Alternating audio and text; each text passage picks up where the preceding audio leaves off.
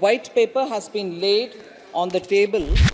लोकतंत्र पे खतरा ये जरूर है. काला जादू खिसते खिसते खिसते ब्लैक पेपर तक चला गया है.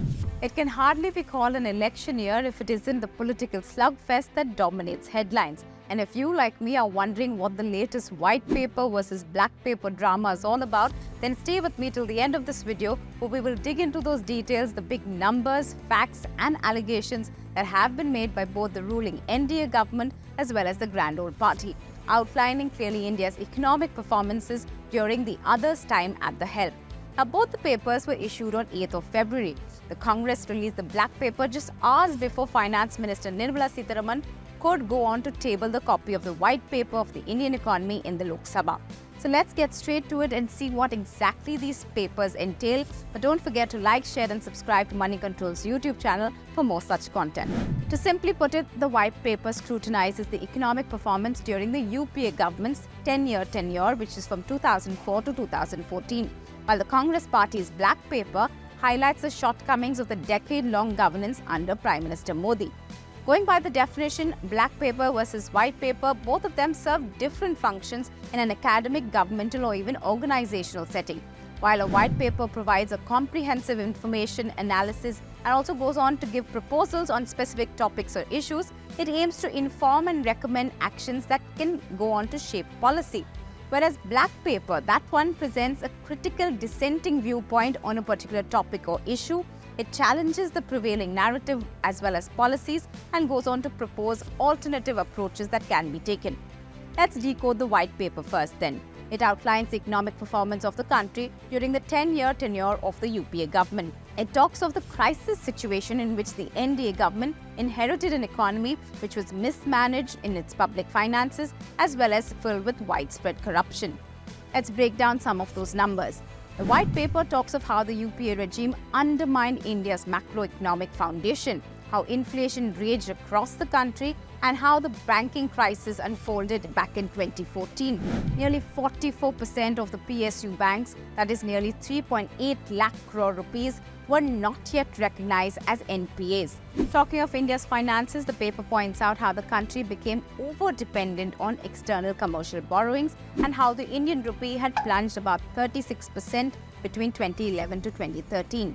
India ended up borrowing 27% more than what it had budgeted for in FY 2011-12. Part of the report also gives a quick snapshot comparing India's macroeconomic fundamentals during the two regimes, wherein the real GDP during the UPA years was at 5.5%, while it is at 9.1% in 2021-22. Another factor was inflation, which was at about 9.9% back in 2011-12, while the BJP-led government has managed to bring that down to just about 5.5%. The white paper also includes a list of 15 scams that were unearthed during the UPA years, from the coal block allocation to 2G scam, the Commonwealth Games as well as land for jobs. All of these scams find a mention in that paper. But the finance minister didn't just stop there. She went on to speak on how the ruling government managed to bring a turnaround in the economic conditions of the country and managed to revamp the system, bringing in a slew of reforms, right from measures taken to unearth black money to improving farmers' income and also improving the standards of living for the common citizen of the country. But in stark contrast, the Congress's black paper titled 10 Saal Anyay Kal targets the Modi-led government on issues like unemployment, price rise, farmer distress as well as crimes against minorities.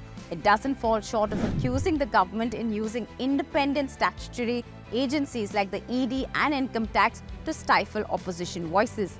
In the Congress black paper that was released by the party president Moneycontrol Kharge, it questions the timeline for Prime Minister Modi's guarantee of providing 2 crore jobs and also raises questions on the funds allocated under schemes like Manrega, which are being unevenly distributed among states. Kharge also alleges that the Modi government was extorting money through the route of electoral bonds.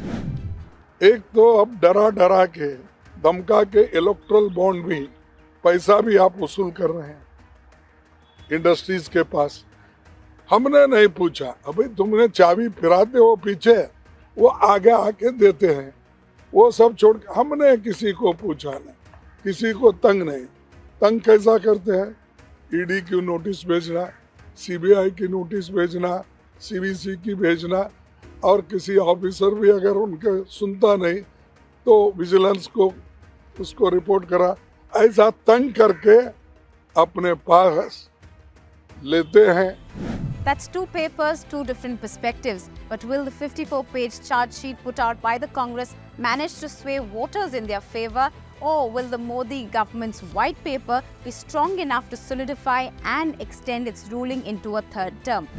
We'll have to wait and see. But for now, the politicking will continue and the budget session has been extended, in fact, for another day in order to discuss these papers in the floor of the House.